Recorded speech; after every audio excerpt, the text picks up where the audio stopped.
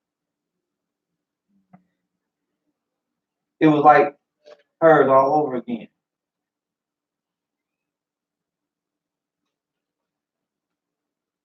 And the woman And the women, and the her women, neighbors, her neighbors, gave it a name, they helped give it a name.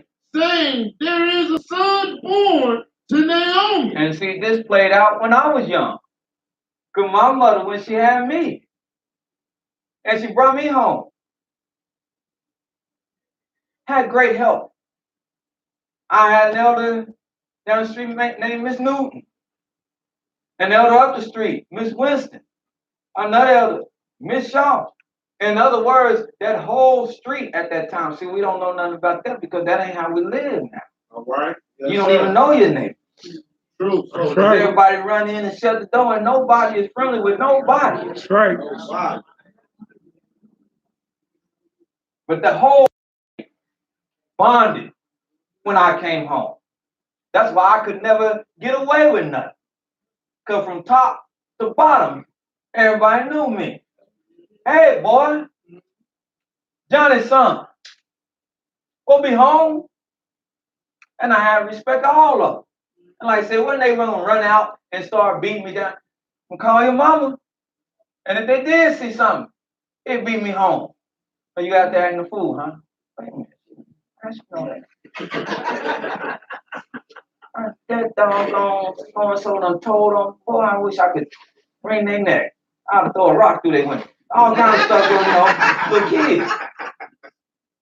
But this helped produce good neighborhoods. Yes, sir. This helped produce good children. Yes, Because sir. this happened with all our households. Yes, Like I sir. said, I can name the people on my street to this very day. Yes, sir. I can name them. How many of these kids probably can name their neighbors? They can't. Don't know them. And that's part of it too. Because of whole family construct and value system and the devaluation is hit the nation, the whole family, like a ton of bricks. Yes, sir. And we think we shocked to find out all the stuff that's going on around and within us. We always had fights, fisticuffs. We always ran around with toy guns. Yeah. Y'all remember little guns? You can even buy a little cap thing, put in there every time you click it. Pat, sound like a real gun. Pat, pat. And we ran around shooting each other. Bah, you dead. I ain't dead. You missed me. It went through this way. And we get the audience. And we played like that. And it didn't force us to grow up and be like, ooh, I want to kill somebody. Right. Now I'm a murderer. Bye bye. We played like that. Huh? Like I told you, I had uncles, they had guns, knives. Huh? Heard the story, raw up, cut people.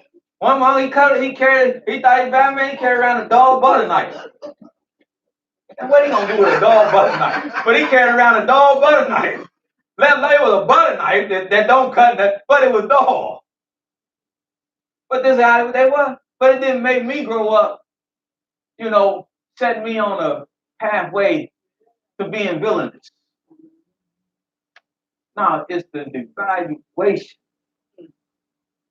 of morality in our construct of living. Period. It's what Deuteronomy was saying. We have forsaken these laws, statutes, precepts, and overall, we have forsaken the way of life the Almighty has given us.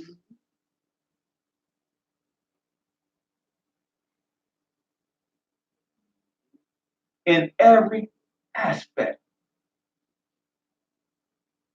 In every aspect. But from this beautiful following of the Almighty and letting the Almighty build the house, as Psalm 127 said, from this, the women, the neighbors, because they all had a vested interest. We all should have a vested interest in one another for our good. Hallelujah. For our good. Yes, sir. It would combat everything. When one rise up, it would having a mind to have a vested interest for our good. would combat Yes. egos. It would combat jealousy. Yes. It would combat envy. Yes. Okay, he rose up. Let me help, because if he rise up and he's really been about where he's about, he'll know how to come back and help the rest of us rise up. Hallelujah. So I'm glad he rose up. Hallelujah. When he rise up, now you want to bring him back because you don't want to rise. Perhaps the Sometimes that's in the integral part of the family. Somebody trying to rise up. Baby, I'm tired of living like this. I want to change. But they sure shiftless, they don't want to change. But why you want to, and now you get all this stuff like this. No, let's change. Hallelujah. Let's rise up. Hallelujah. Sir. Let's create something new. Let's create a new dynasty, a new dynamic. Yeah. Because that's what Better live it. the women gave a name to this child. And they called this son Obed. He is the father of Yeseh, who is the father of King David. In other words, this woman came into Boaz's life, and Boaz into this woman's life. And because they understood and had the Almighty build their house, and they understood this construct and put it to work, they spun a lineage that will become a kingship in all of Israel. Hallelujah. Hallelujah. In other words, when you come together, and if you let the Almighty build the house, and you understand these constructs, who knows what lineage you might spurn in all of Israel. The child of your children might be great. Praise God. They might do great things. They might invent this. They might run this. They might find a new cure for this. They might this. They might that. But this can only be done when we understand the dynamics of the family construct in its totality Hallelujah. and working. So if fire needs to be raised by you, even if you need to take him for a little bit, just to go, since y'all asked the question, then so be it. Why let him falter? If with you he can get A's and B's instead of C's and D's, then bear that for a moment. Hallelujah. If with you he can get right, then delight in that. Like I said, when the scene was in school, I tell you all the time, these are repeated stories. The young man, he came and spent the night one weekend. Next thing I know, he was calling me every weekend. Miss Israel. I said, what? I said, boy, I didn't even know his name. I said, is this so-and-so? Yeah. I just want to know I come spend the night. I said, your mama know you come? No. But what? When he came, see, contrary to popular belief, when he came from a place where there was no structure, no order, where he didn't see a man. Everything that he lacked, when he came, he saw it that weekend. And contrary to popular belief, that's what he wants. Hallelujah. See, we think they don't want it, but that's what they want. it is what they want. That is what they want. When I coached Little League football, them kids, we had no problem out of them. Because everything they did not have, they had it for 2 and 3 hours when they were out there with us. I had no problem with them. And then Miss Israel, yeah, it touched Miss Israel. When I stopped and I went back, they told me come, Miss Israel, come back, coach. I said, nah, I ain't coming back. They little long face. But they love Mr. Israel. Because Mr. Israel, love for them. Me and the other coach, that's what we told the parents. When they with us, they our children. Oh, yeah. Yep. Them our sons. When we take them over here, when we take them over there, them our sons.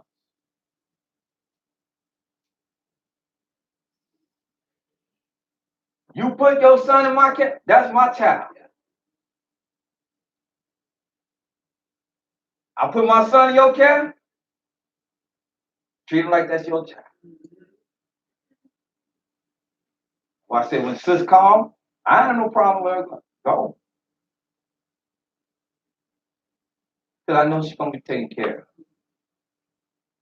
I send her with them more than I send her with some on my blood kin.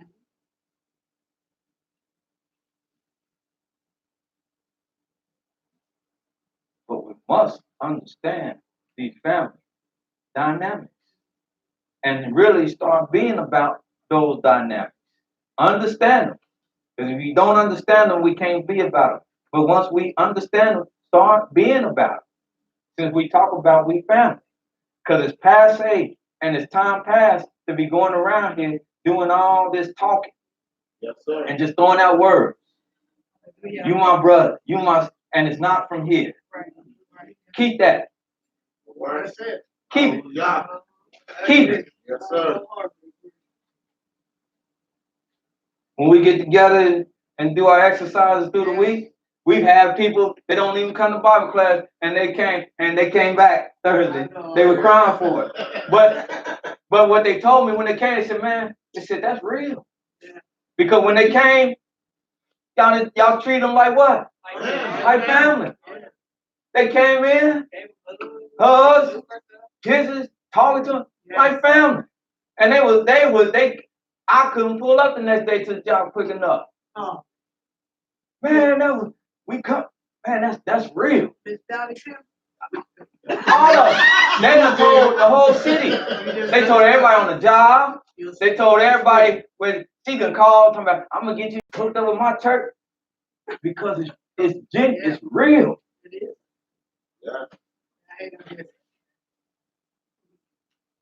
And we are taught this from the Almighty. This is what can change.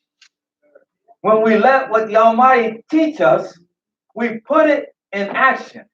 This is what we are, and I don't mean to shortchange it. Give me a few more minutes, because my sister asked me about this weeks ago. Go to Isaiah, and I have to touch this and deal with this.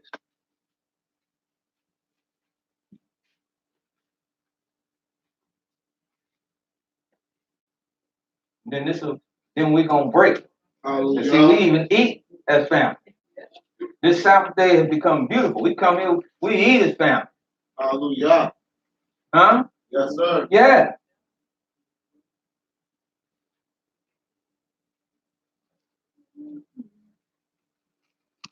But a family construct.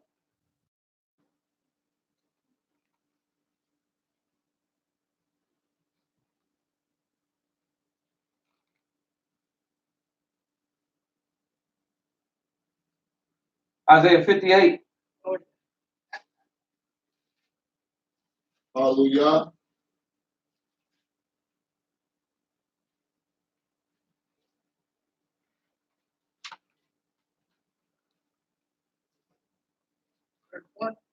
Verse 1. Hallelujah. Isaiah chapter 58, verse 1. Cry aloud, spare not, lift up thy voice like a trumpet. Because for the past few weeks and couple of months, this been the big topic in our class. I know there's a lot of things we can teach on, but this is what we've been talking on. We've been talking about family things, relationships. I've taken inventory of this is the path the Almighty has been setting us on. We ain't had to talk about a lot of other stuff. Get right first. Hallelujah. And this is what we've been talking about. And we might talk about till y'all blue in the face at nausea. But till the Almighty said otherwise, this is what we're going to talk about because this is important. Yes, sir. Amen. Yes, sir. First thing the Most High set up. And if this is all that he had me talk about, I'll go to my grave like this, then that's what I'll do. Hallelujah. Praise God. Like I said, when I go to my grave, I want to know that boy, that boy, that boy, that girl, they link. And they cannot be broken apart. Hallelujah. He got his back, and I see it. It's a beautiful thing. Yes, sir. I can tell you a quick story. I came in the other night, and Nassim came in. Nassim changed his clothes. Would you have put on some black shorts and a gray top? Next thing I know, Nassim said, "Daddy, watch, look." And I said, "What?" He said, "Check it out." He done came out the back. Now he done had his clothes on. He done came out the back room, and the shirt Nassim had on was a muscle shirt. He done came out the back room, black shorts, muscle shirt, gray.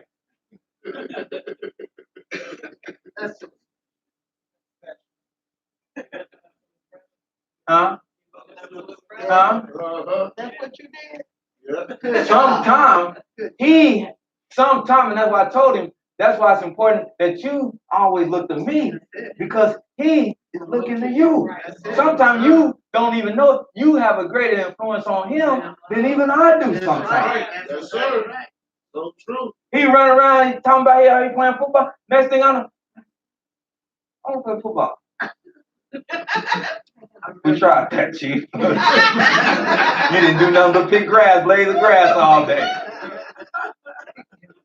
He say basketball, next thing I know, on basketball.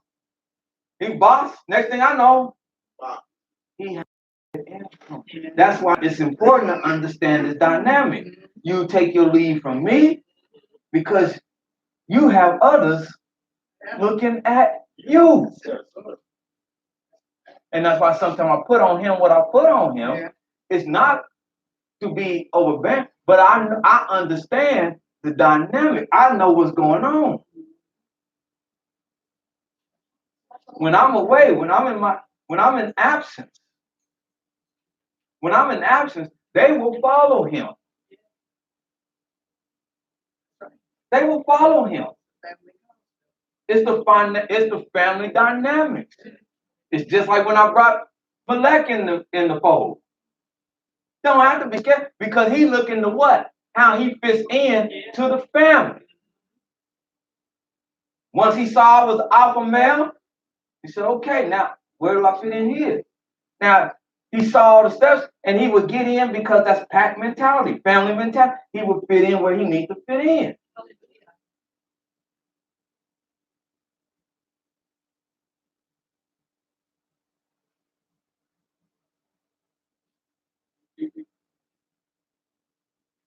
So right now I don't have much. If I go the way of all flesh tomorrow, the only thing I want to know is that I contributed something to help turn this train around.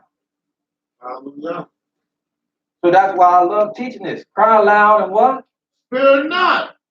Lift up thy voice like a trumpet, and show my people their transgressions, and the house of Yaakov their sin. And the greatest sins and transgressions is coming out of their heart. That's where it's coming from. It's coming out of their hearts. Go ahead. Yet they seek me daily and delight to know my ways. Because right now it's creating faking the funk. That's what they're good at right now. And when I say his people, I'm talking about all people. I'm talking about people that go in the house of Israel congregation and people that's just living out here. He said, my people are faking the funk. They seek to know me daily, to know my ways. As a nation that did righteousness. As if they're a nation that did righteousness. And forsook not the ordinances of their Elohim. And have not forsaken the ordinances of the Elohim. That ask of me the ordinances of justice. They ask me about justice. They ask delight. They take delight in approaching to Elohim. And they take delight in talking about Elohim. Wherefore have we fast, say they. Then they say, wherefore have we fasted? Not that they haven't fasted, they fasted. That's why they're asking this question. They say, well, wherefore have we fasted? We done it. Say they. And thou seest not. Wherefore have we afflicted our soul? We did it. Physically, we did it. And you take no knowledge. Behold, in the day of your fast, ye found pleasure. Not only fast, in our worship period.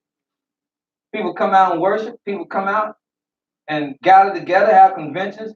We do all the physical things that we can stand up to the Almighty and say, we did it. We went to every Sabbath. We got the class. We sat there. Speaker made great speeches. We went to all the things. But the Almighty, and he said, but it ain't working. We're not getting nothing out of it. So he said, I'm going to tell you why. Behold, go ahead. Behold, in the day of your fast, you find pleasure. You find your own pleasure. And exact all your labor. It's about you. And only you. Go ahead. Behold, ye fast for strife. You come and you come with strife. And debate. You come to class with strife. Come to class looking for debate. Come to class looking for disunity. Even though you say you're coming to be unified. You come with jealousy. You come with bickering, the spirit of bickering. You come with the spirit of pettiness. You come with the spirit of unrighteousness. You come with the spirit of disunity. You don't come with the spirit of brother and sisterhood. You come with the spirit of evil and wickedness and to smite and to tear down. And think you fooling me and wonder why there's no true fruits of your labors. And you throw a conference month after month, year after year, and you gather together as a mass of people all the time and skin and grin in each other's face, and you wonder why you're still mired in the mud and muck and still trapped and shame covered you. Go ahead. Behold, ye fast for strife and debate and to smite with the fist of wickedness. Ye shall not fast as you do this day, to make your voice to be heard on high. You don't fast like Moses did to draw closer to me. You don't fast like Daniel did to draw close to me. That when Daniel fasted, Daniel said, for three weeks, for 21 days, I neither ate pleasant bread, nor drunk wine, nor anointed myself, made myself. I went without things. I did all this, neglected myself, did these things, debased myself, because I truly, earnestly sought my Elohim, and I needed his help now more than ever. And he won't come to me when I'm full of arrogancy and pride and ego and pettiness. He'll only hear me when I'm truly humble and low. And physically, I want to show where my spirit was at.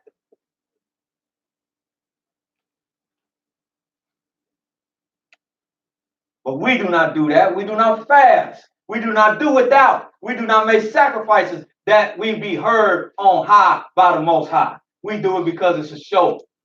Or we want to show.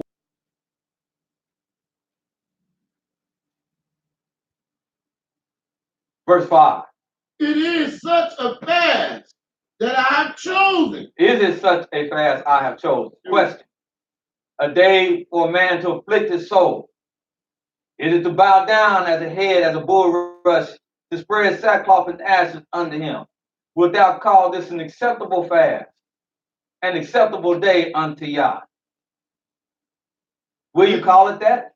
Because if you do all of that, but you don't have it from here, then none of that matters. The burlap sack, the not eating. Yes, you might as well eat a complete meal if it's not from here. If the right intent is not there, you might as well go out to the old country buffet. If you do not come to hear the words of correction, wisdom, knowledge, and understanding, even the teacher as he teaching himself to hear, then leave the Sabbath day alone. If you only came because it's a party, it's a gathering, it's something to fill up time, it's something you've been doing so you don't want nobody to start talking about you real bad, then leave it alone. Y'all all right? Yes, sir. Huh? Take your Yes, time. sir. Take Huh? your time. Hallelujah.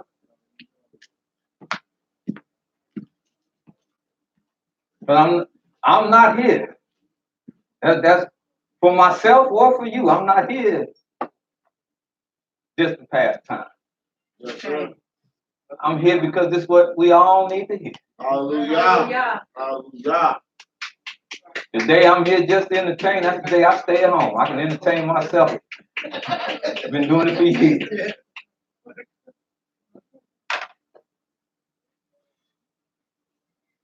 Not acceptable.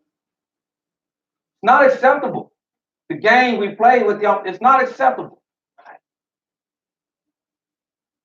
What the Christ said is not this the fast I have chosen. Meaning the meaning, not what the person, the action. He's talking about the meaning. Is not this the fast I have chosen. That when you do it that, you loose the bands of wickedness. You drive them things from you that haunt you, that have a grip on you, that have you in the captivity worse than the captivity of your captors. We captive to our own self. That if you free yourself, you can be freed from your enemy. Hallelujah. But you won't have the good sense and common decency to free yourself. Oh, Israel. To loose the bands, wickedness. To undo heavy burden that you place on each other every day, that you place on yourself.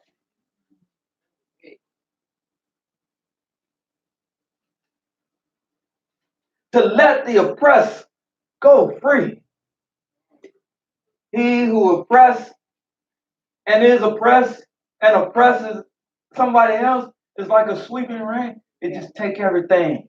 Right.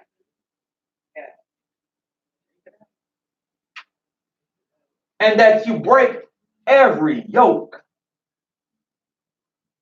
Is it not to find in your spirit after you have experienced true revelation, after you have experienced true conversion?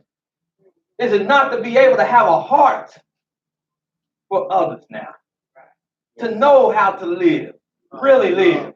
To have that vested interest in the next person. To see them come up. Is it not to deal our bread to the hungry? After knowing and experiencing and really feeling it in sincerity and truth, to know what hunger is. How can you walk by that man and he's hungry and you have the means, if not before a half a minute, to satisfy his hunger? It ain't much, but his.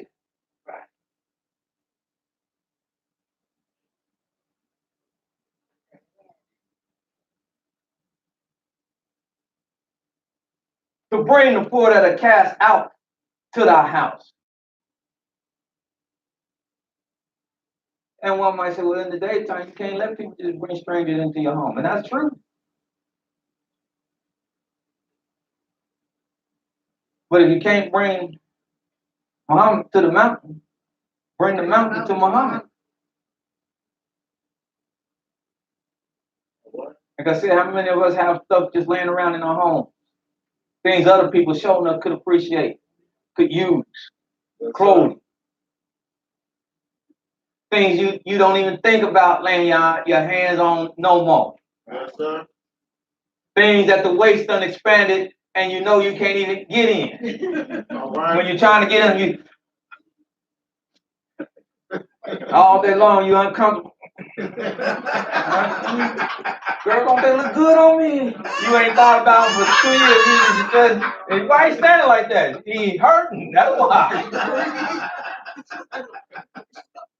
But you won't turn him loose to somebody who much neededly needs.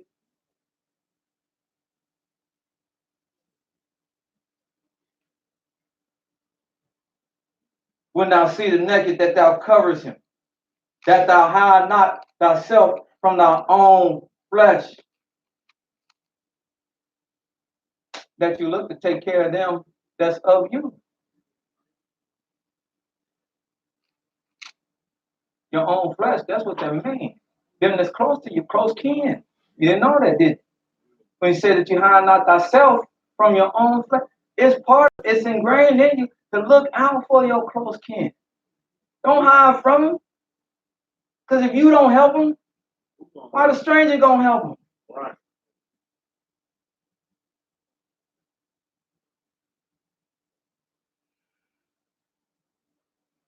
That thou hide not thyself from thy own flesh. Question mark. The Almighty said, then when you understand this, then shall your light break forth as the morning. Thy health shall spring forth speedily. And your righteousness, underline that, asterisk this. Yes, sir. Your righteousness, because you do have righteousness. See, when the Almighty said your righteousness is as a filthy, yes, he's talking about your righteousness independent of what he has ordained for you to do. How you think as Brother Aaron, you're righteous. But not when you're living in his righteousness and practicing his righteousness. When you do this, that's his righteousness, but it becomes your righteousness, and that righteousness should go before you. Hallelujah. I heard it, Aaron. You did. Good brother. Do some good things. Help some people. You believe it. He did it. You believe in it. That's your righteousness that goes before you. And when righteousness going before you, now you're not even worried about enemy. Your path is set. Your path is laid.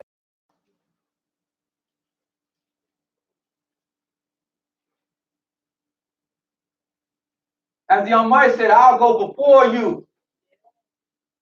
Proclaim my goodness, my glory across the land. Then you just come up, bring up the river, settle in. Your righteousness shall go before you, and the glory of Yah shall be thy restorer. And then shall you call, and Yahweh will what? Answer. He will what? Answer. Got him on speed dial. Hallelujah. Hallelujah. Then will you cry, and he will what? And you shall say, here I am. He said, here I am. If you what? Take away from the midst of thee the yoke, The yoke, the putting forth of the finger. the putting forth of finger. Always able to point and lay blame on everybody else and everywhere else. And there's nothing wrong with you. You're perfect. And everything that's wrong stems with you. Everything that's wrong is because of you. But it's always somebody else. You always got to put the blame and point the finger at somebody else.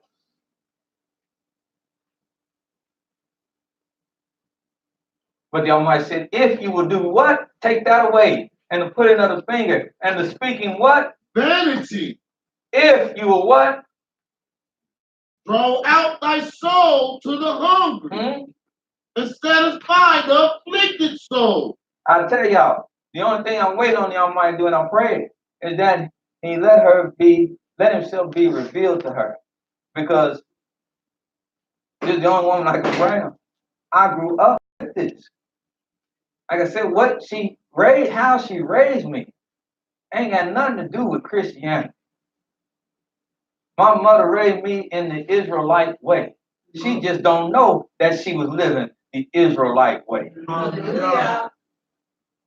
We didn't have a lot, but up and down the street, she took care of everybody. There was food that went out that door to everybody. I know it up and down the street. Make sure so-and-so get this.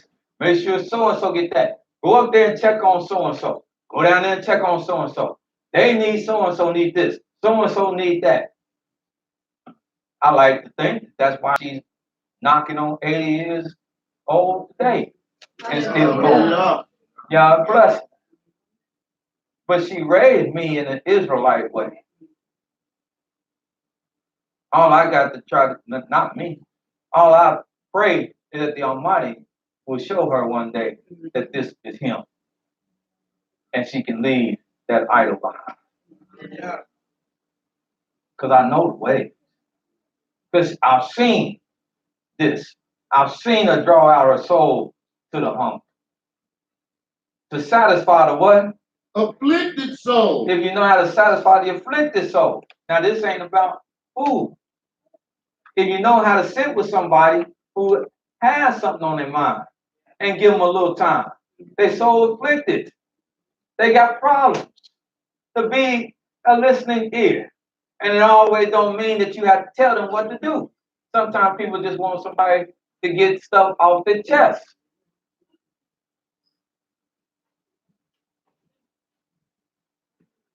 Like I said years ago, I can only tell stories that I know. Because this things ain't new about bullying. Young people having problems.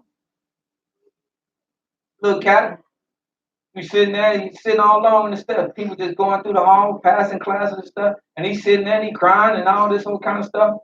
I said, oh boy, it look like he ain't too tight. We was in high school.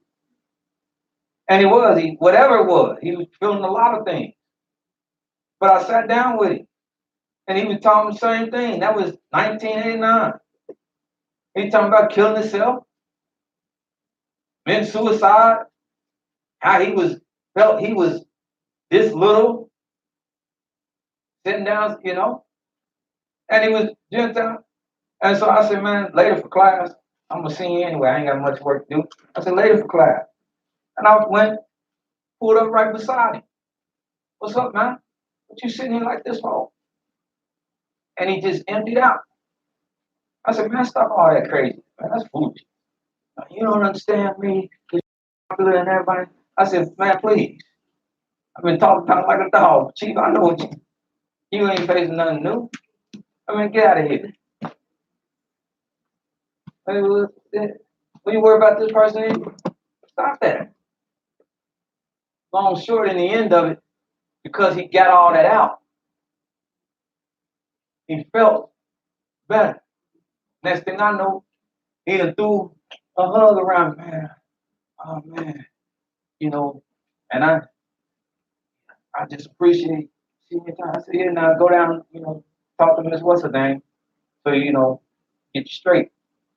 But you got to take time. Yes, sir. There's afflicted souls out here. Hallelujah. Yes, it is.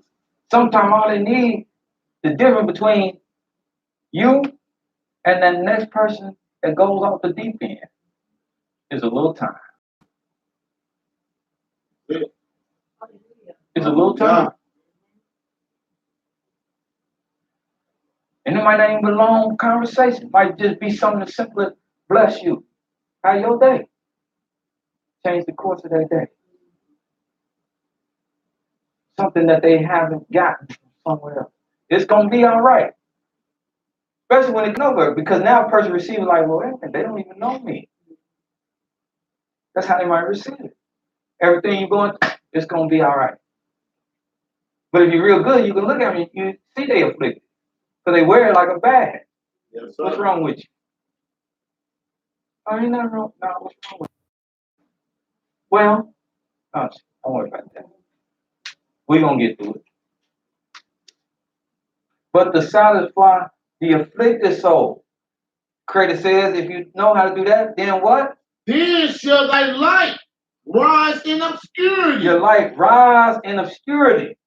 And thy darkness be as the noonday. Even when you going through problems, your darkness will be as noonday. Because I'll come and be your listening ear.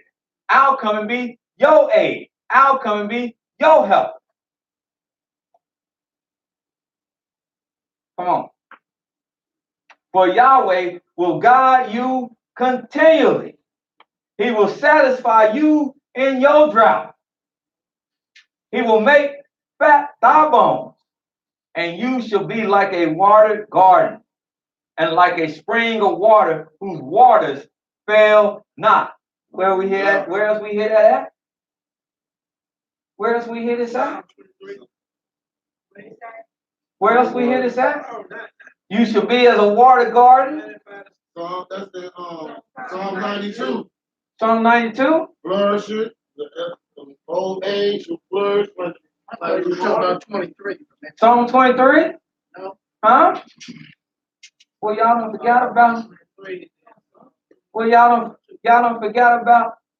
Blessed is the man that walketh not in the counsel of the wicked, that standeth not in the way of sinners, that sitteth not in the seat of the scornful, but his delight is in the law of Yah, and in the law of Yah doth he meditate day and night. He shall be like a tree planted by the rivers of water, that bringeth forth his fruit in his season, whose leaf also shall not wither, and whatsoever he does shall prosper. The wicked are not so, but are like the shaft which the wind drive away. Therefore, wicked cannot stand in judgment. Sinners sit in the seat of the congregation of the righteous. For Yah knoweth the way of the righteous, but the way of the what? Wicked shall perish. The Almighty says the same thing in Isaiah. Yah shall guide thee continually. That's the man that's blessed that sitteth not in the counsel of the wicked, nor in the seat of the scornful.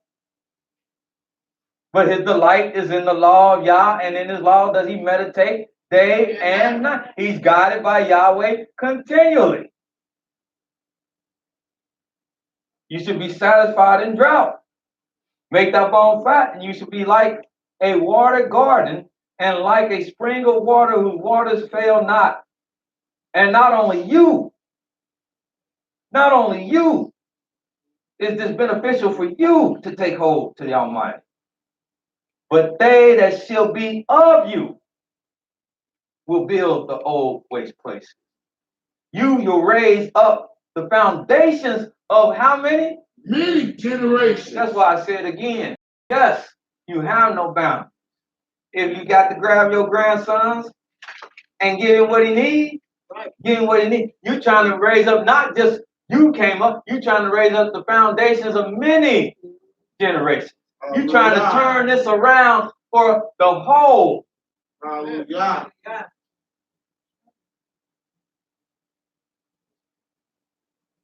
And you, in doing so, will be called. They'll look back and say, you were the repairer of the breach.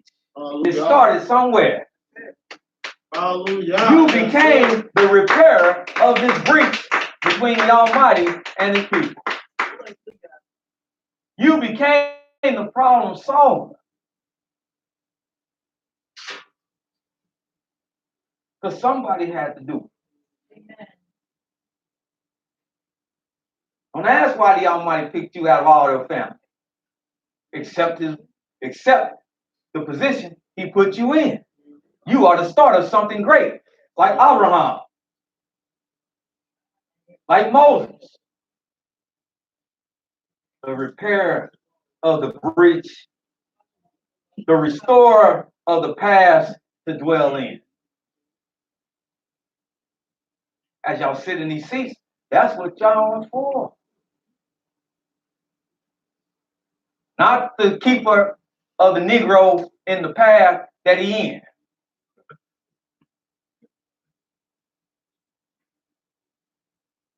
They got enough of them. Yeah, I said the keeper of the Negro in the path that they got enough of them. Right.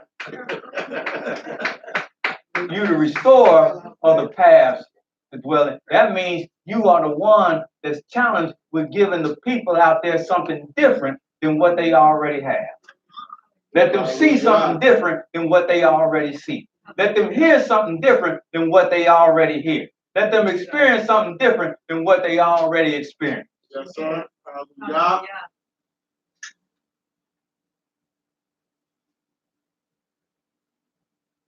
Now, how do you learn this? You got to come to Yah. Hallelujah. And when do you do that? But yes, sister, we praise him every day. I said, yeah, we do. But there's only one day that's a Sabbath day made to praise and learn.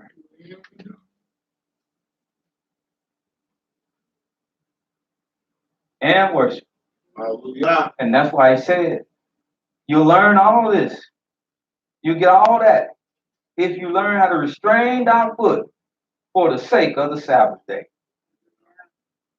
And you don't learn that by keeping the Sabbath by just lying in your bed All right. at home. Then you jump up and want to turn on one of the classes on the internet. Then you got the nerve, yes, I hope you're watching. Then you got the nerve to criticize what they teaching, and you turned on the class. All right. That don't make good sense. All right. If you don't like it and we ain't supposed to be doing it, then leave it alone. Why you got me on? Watch Tom and Jerry. Hello? Watch the football game. Go ahead, all right. Yes, I don't mind. But that don't make good sense. Not at You all. got nerve to tell me I ain't supposed to be keeping Sabbath day. I shouldn't be here, but you done turn me on and listen to the whole class all day long. Now who the fool?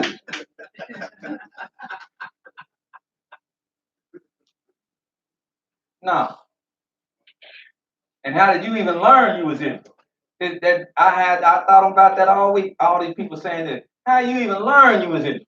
You learned you was Israel in most cases because somebody had their doors open for you to go there and tell you you was Israel. All right. Because you sure wasn't hearing it down there at chicken wings and things.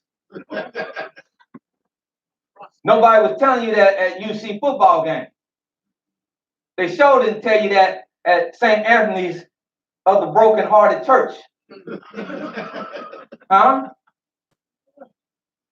And they didn't speak them words in Revelation 2nd Pentecostal 3rd Resurrected Son of Christ Missionary Baptist Church, did they? No. No. You know,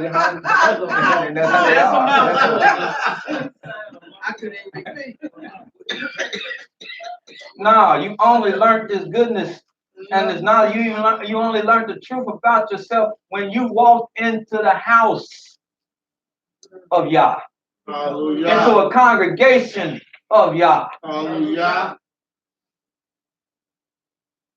Y'all might say that if you learn to restrain our foot for the sake of the Sabbath, not doing our business on my holy day, give it all up. Call the Sabbath a delight. Do y'all call it a delight? Hallelujah. Huh? Yes, sir. Hallelujah. How many call it delight? I'm gonna see how many. Hallelujah. Okay. No more pterodactyl hands. No, that's what I really call.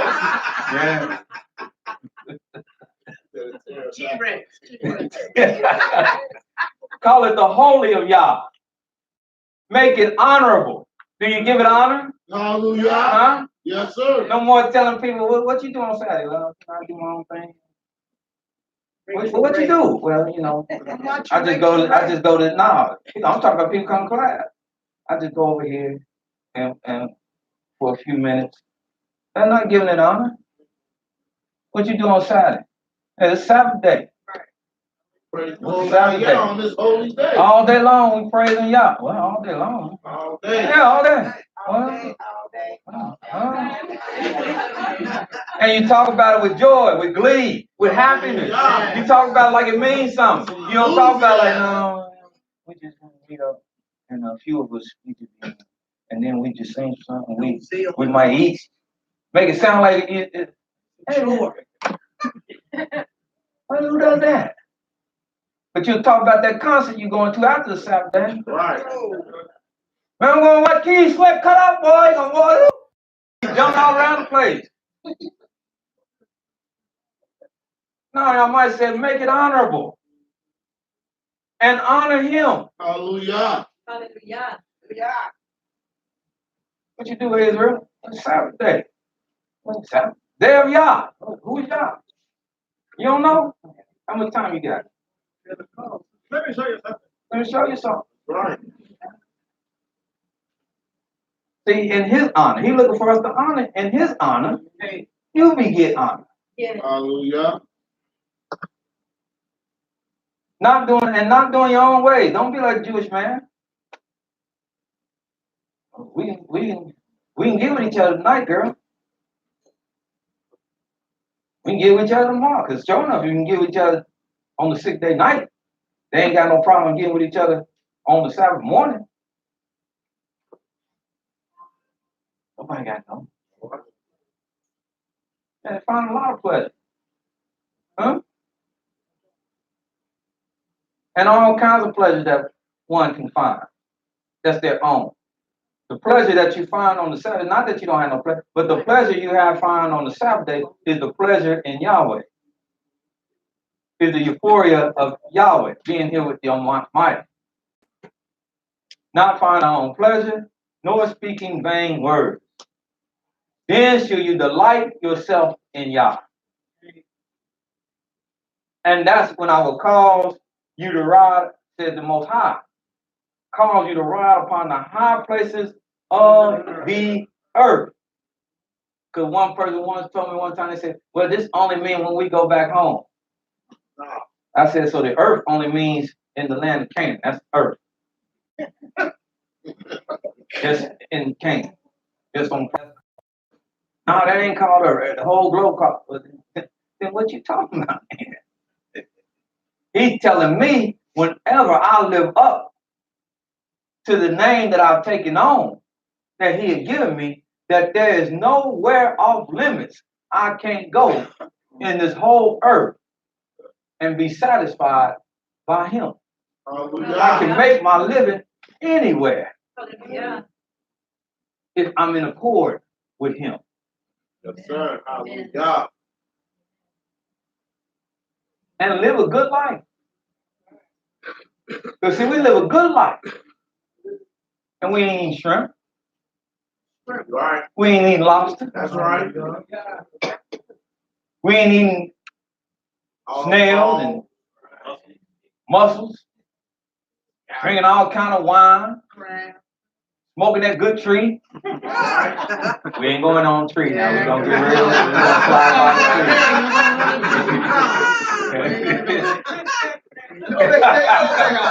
tree. It's time to eat, brother. I don't know why he went through that tree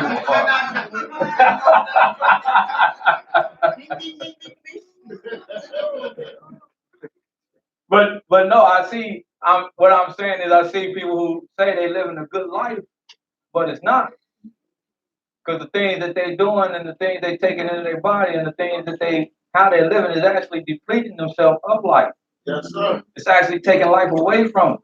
Yes, sir. You got cats that's 25 and they look older than me and half my brothers in this room. Yes, sir. Some of us, if we didn't have any grades, you would think we in our 30s and our 20s still. I know, I've been told. I ain't gonna tell you who told, but I've been told. And you got cats that's younger than me, half my age.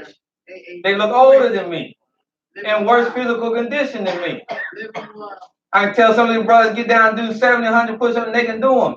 Cats half our age, they do 10. Like their heart gonna pop out of their chest. What is it? They in bad shape. They're not living a good life. They've been tricked to think they living a good life. But we know what living a good life is. Living a good quality life. And it ain't all that fast stuff that people thinking about. It's to live and find the life that our forefathers lived. And that don't take much. That's why you don't have to kill yourself for much riches when you know what good quality life is. But he said, I shall feed thee with the heritage of Yaakov our father for the mouth. Do y'all believe all this? Yes. Do y'all believe all this? Yes. Man, one more time, because I hear half a room. Do y'all believe all this? Yes. All right. For the mouth of what? Have done what? This ain't about me. This is what the creator said.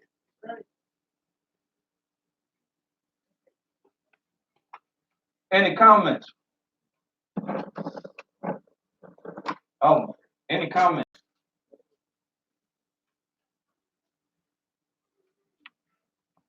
Yes, ma'am. I pray for you. We don't remember. Hallelujah. Shabbat shalom. Shabbat shalom. I had a quick comment. It made me think about what we have been reading.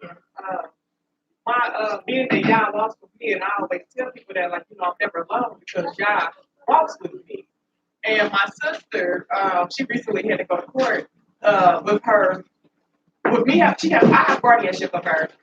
She has mental disabilities, which is why I have the guardianship. And she's not able to do a lot. She will be able to without the disability. So the state, because she don't have her children, the state went after her for child support. And I kept telling her for the last 6 weeks, she drove me crazy.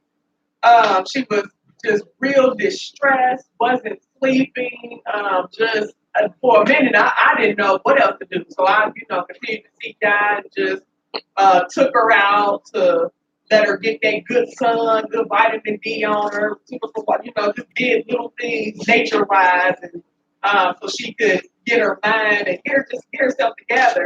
Well, recently we just went earlier this week.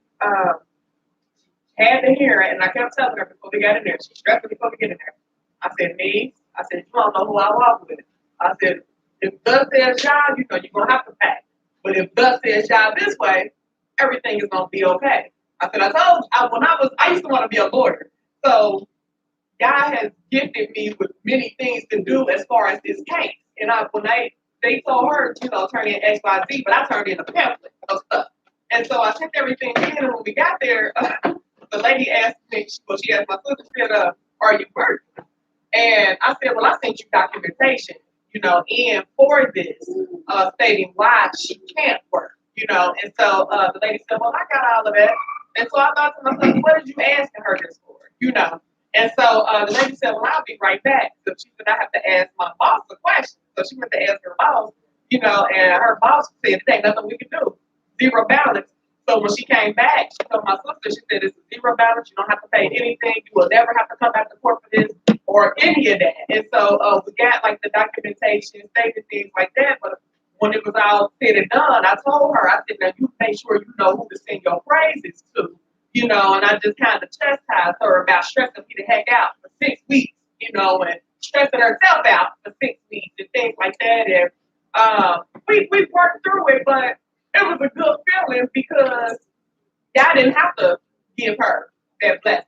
He could have said, "You're going to pay $200 or whatever," because she has 4 children, that my grandmother and myself has taken on to care for, to provide for, and they were just at my house all this week long. Auntie had them half last week too. That drove Auntie crazy.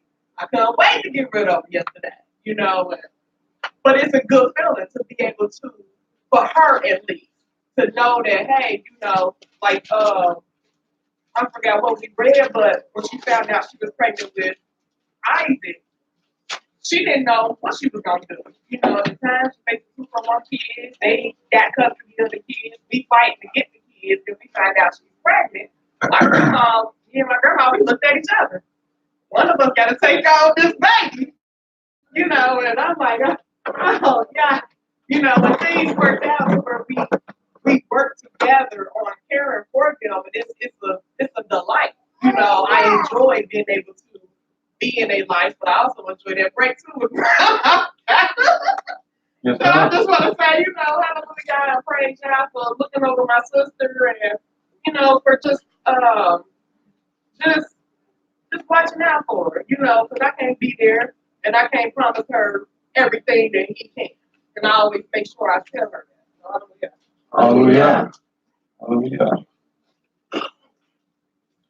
Any other comments?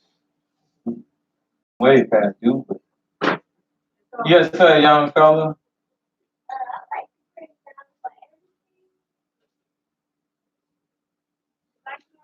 I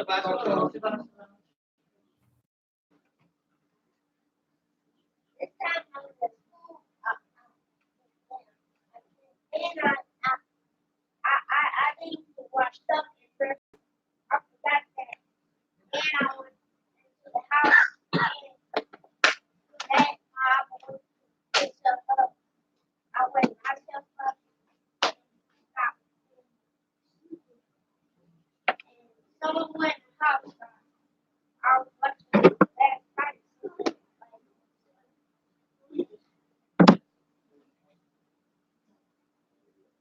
Oh, yeah. All right. Yeah. All right. Good. Yes, sir. All honor, All glory, all praise to the Holy One of Israel, whose name alone is Yah, by saying hallelujah. Hallelujah. Shabbat shalom, class. Shabbat shalom. I got a couple of testimonies. I've been talking all day, so please bear with me. My memory may go in and out. I've been hungry, so I've been kind of over here like a rat on cheese, just kind of nibbling to myself.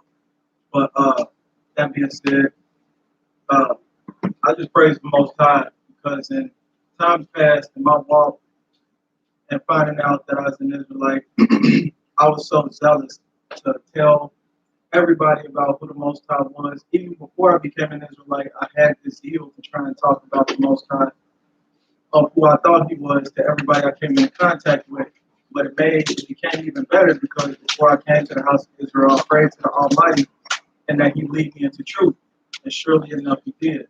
And it kind of goes along with what Elder Nahari was saying, because all my life I've always felt that the Most High has been with me everywhere that I've been, everywhere that I've went, that he's been with me, even as a father figure. But in that being said, you know, I haven't had the best, how do I say it, the best luck or the, I don't know the word that I'm trying to look for, but I haven't had the best experiences when I would go to try and tell other people about the Most High, even concerning my own friends, family, and sometimes even that of the people of the house of Israel. But nonetheless, I would still try to show forth the Almighty His praise and glory and tell everybody about Him. But here lately, it's like everybody is looking and waiting to hear about the Most High. I still have some negative interactions, but for the most part, I'm able to tell people about the Almighty and tell them, you know, some sort of a short message about who He is, who we are, and what everybody is commanded to do. So I just praise the Most High that I get a listening ear in this day and time. So I say hallelujah for that.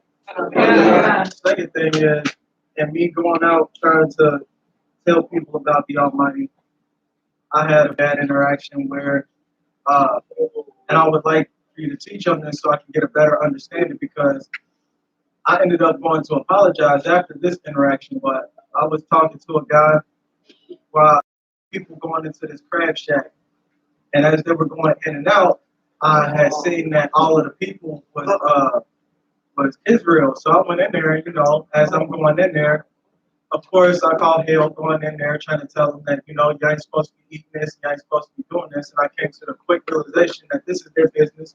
This is how they make their money. So, you know, they try to get me out the store, and I still presume to try and talk to them, but as they were trying to put me out. So I ended up buying their food, but, you know, and even buying their food, I just walked right back outside and threw it away. So it's like a pimp slap in the face. So they just kind of stared at me awkward. And as I went back outside and tried to deter other people from coming in by telling them, hey, you know, we the children of Israel, ain't supposed to be eating. One of the guys, or I don't know if he was the manager or what, but he came out and he began to draw a gun. And as he was about to draw a gun, you know, I kind of been on edge myself lately. So, you know, I didn't confront the issue with wisdom. I, in fact, invoked him and told him that he should just squeeze it. And I kept saying that, like, bro, just squeeze that. You ain't gonna do that. So, with that being said, I asked later on the Almighty to forgive me for my foolishness, because, you know, as I began to stop, calm down, and realize, you know, all of us are on edge because of the hard things that we face in this country. But even with that being said, you know, I praise the Most High, because he could have been ignorant enough to just empty the whole clip on me right then and there in the midst of everybody. But luckily, as I stated, and as Nahari has stated, the Most High has been with me wherever I went. Of death, and actually almost, you know, went down that road. I didn't completely lose my life, but the Almighty was there to uplift me out of all danger. So I say hallelujah. Yeah.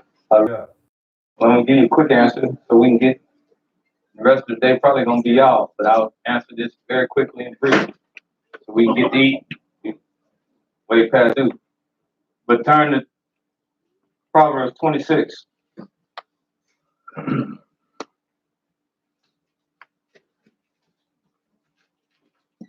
Hallelujah.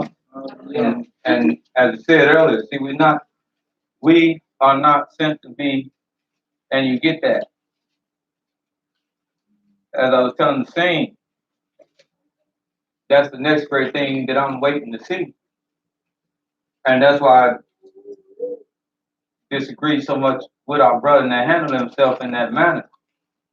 We are not sent to be confrontational and stir up trouble. That's not how we go about reaching people. That's not how we go about teaching people. That's one of my biggest things with the brothers on the street corners. Yes, sir. Out there hollering at people and insulting people. That's not us. Our message from the Almighty is with us, and it's crystal and it's clear. We are ambassadors. So we never confrontational. We don't seek to escalate nothing and get nothing started, and you definitely don't seek to put yourself in harm's way. That I'm disturbed to hear that. Only speaking to you as a brother, like I said, with family. That wasn't why. Because you speak to a man nowadays, tell him to do something, then he might disoblige. And then on the hand and the setting, remember what Solomon said. He wrote and he said, there is a season and a time for everything done under the sun. And that's why scripture's references say it's better to be in the house of the dead than where there's mirth and joy. You can't speak to our people when they in a certain place. Yes, sir. You have to have discretion. You have to have counsel to speak to them when it's advantageous. You got Proverbs 26. Yes, sir. Read verse 4. Hallelujah.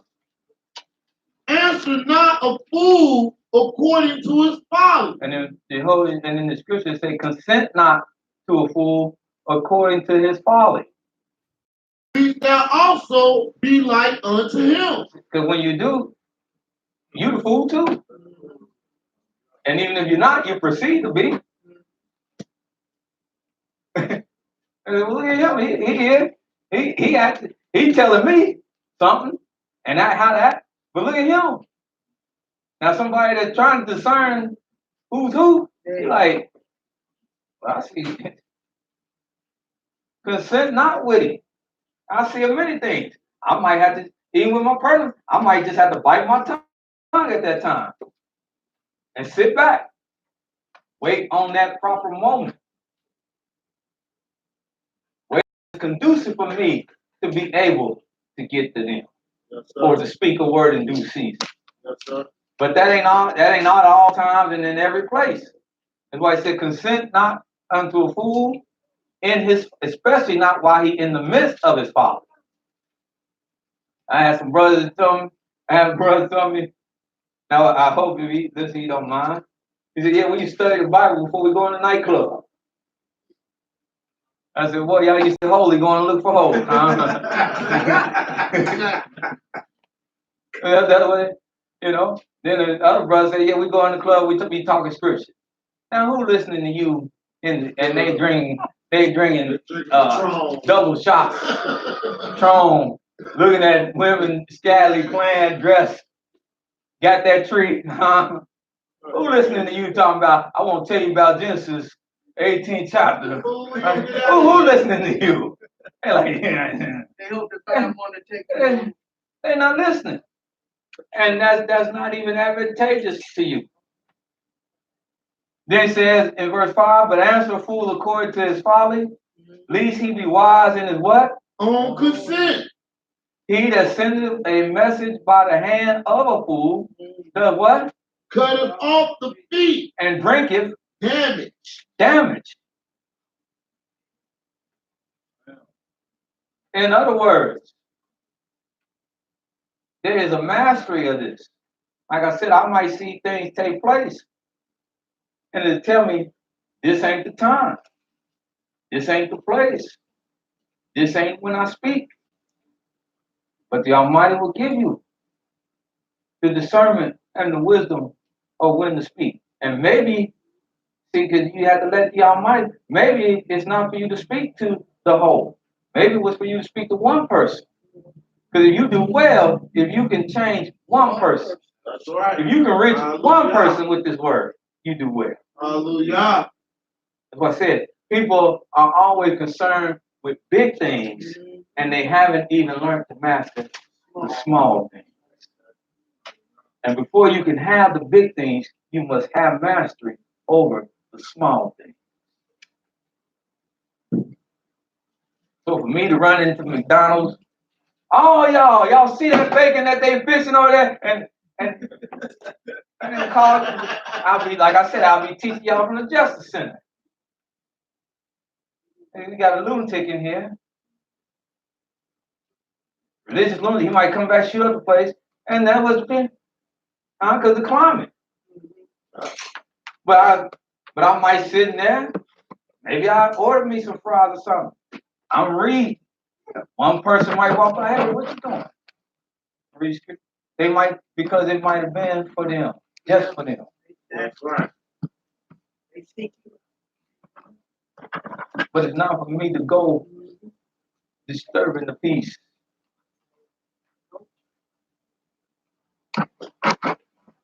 Your moment will come. So I would counsel you, just use a little more discretion in how you go about seeking. And I know that zeal. I had a zeal. I still had a zeal. But just a little discretion. A little discretion go a long way. A little discretion is telling me right now that I've used my time. If we have a set time to eat, and normally we done took a break and we coming back by now. But that question was very relevant. We had to get all that out. Maybe we got enough out there. There's something to think about. So right now we'll go to break. But before we go to break, I want to have my brother stand up, say something if he will. He looking at me like he in a trance. Yeah, you. Yeah, you. Yes, you. Mr. No, I'm talking about the brother in front of you. Yeah, that's he knew exactly who it was. I thought I did a alarm on him, put him in the trance. I'm a bad man now. No, stand up, brother. Shalom, everyone. For those that don't know me, I'm Brother Joel Israel. It's basically is my family. Brother up there is basically my, not brother by the same mother, but brother in spirit. I'm delighted to be here with you today. Just hearing the word of Yah. Been out other places as well, hearing the word of Yah from my other brothers and sisters. And I was so delighted that he dealt with family structure that needs to be taught on a lot in the times that we living in. And we should never forget all that we go through at the end of the day is still family. Yes, sir. And number one, we're gonna need Yah and depend on Yah, but we also gonna need each other in the time of crisis that I foresee. I brought with me my wife, Kia, that many of y'all don't know, maybe have never met. So I'm delighted to be here with you.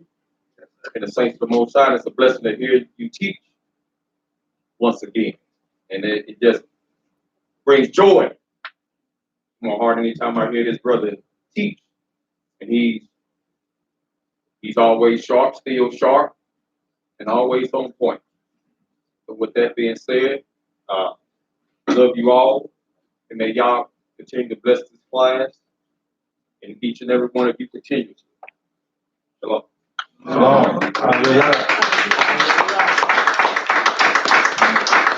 Peace and blessing be upon you and your lovely bride, your lovely wife. Hallelujah. Hallelujah. Pray that the Almighty build upon you and your home and your homestead and guide you continually. Now, Yes, my brother. You can do it. My bad. Hey, I say you already know. Yes, we already know. know. Every time. I just don't want to say it every time. I'm ridiculous. All right. It was okay. Of course. What is it? On the 20th is supposed to be that anniversary, that 40th anniversary. I know that a lot of people don't believe it. Now, I also had somebody gave me a doctrine where it said that I guess the 400 years will not be counted until you get to 401. It's like evening and morning, like in Genesis where it says evening and morning, one day. When you get to day 2, that's when you count day 1. But basically it's saying when you're not gonna count 400 till you get to 401. That's when you count 400. I don't know if you gotta understand where I'm coming from. But that's what some people. That's a doctrine that some people are throwing out here now. That it's not. Even though this is for 400th year, it won't be counted until you get to 401.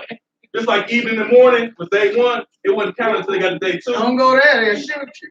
I'm just saying, it's just a little doctrine. I just understood. So that's just also just want to throw out some.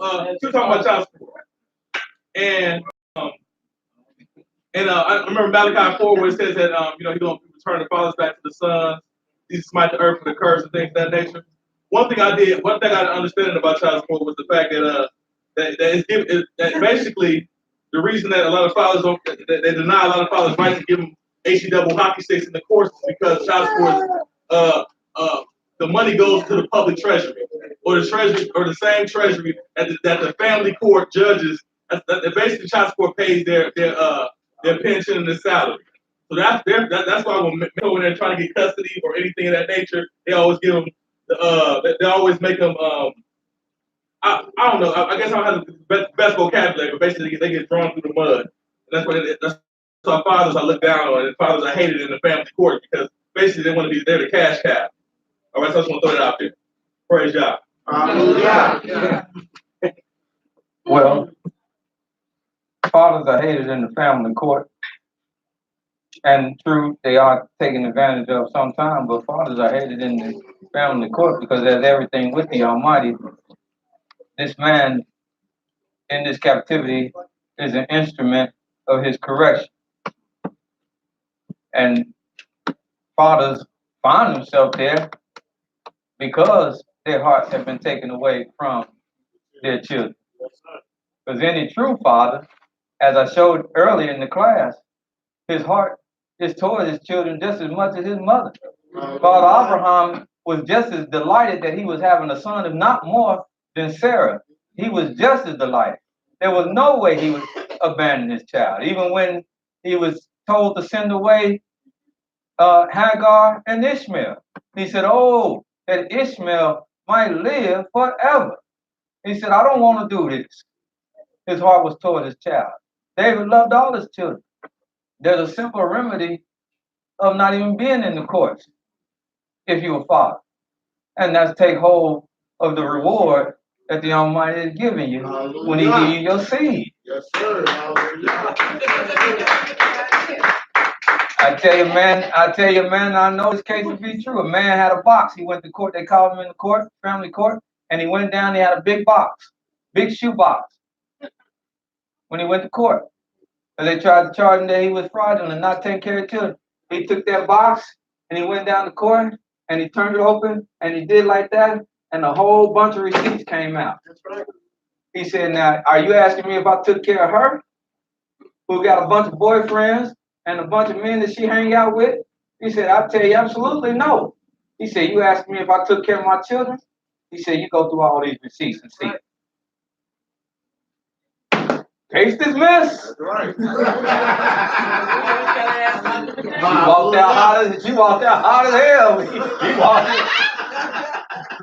because he settled the matter. You asking me if I did what you say this about, child support, then yes, I did that. You asking me if I took care of this woman who decides she don't want to have nothing to do with me, but she want to freeload on me? Let them other men do that. I thought we get married for. I mean, is that so hard? That's what the book says. Book says I didn't even go there, but let's stand. Hallelujah. Sister, We want our sister to say something. Hallelujah. She got that. Shabbat shalom. Shabbat shalom. Forgive me. I said, forgive me. Oh, that's okay. That's okay. So this is my first time here, but I've been to a couple of other houses in Israel, and this one is closer to my house, so I'm happy to see. Let me stop it. Thank you, guys. Hallelujah. Hallelujah. And name? Oh, January. Yeah, all right, January. Okay. I'm ready to June and lieu of May, that's my first January, but we happy to have you here. Hallelujah. Hallelujah. Open and skate. Well, since my brother is here, where he at? He hiding from me again. Where he at? We're gonna let him say a prayer, and we break. Hallelujah. Oh, Yah, Elohim, Abraham, Yitzhak, Yaakov.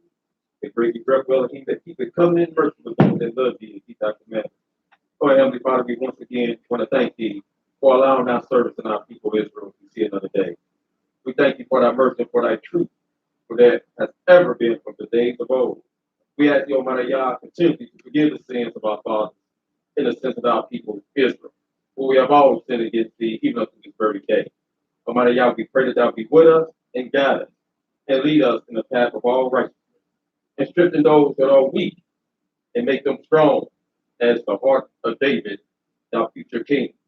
Almighty Yah, we pray, Almighty Yah, that thou hear the cries of all the afflicted, hear the cries of the widow, the fatherless, and the stranger, and those that are oppressed, Almighty Yah. We ask that thou heal us and make us whole as only as thou can through thy word. Almighty Yah, we pray as we go forth that thou bless this food, bless the provision, that it may be nourishment for our souls.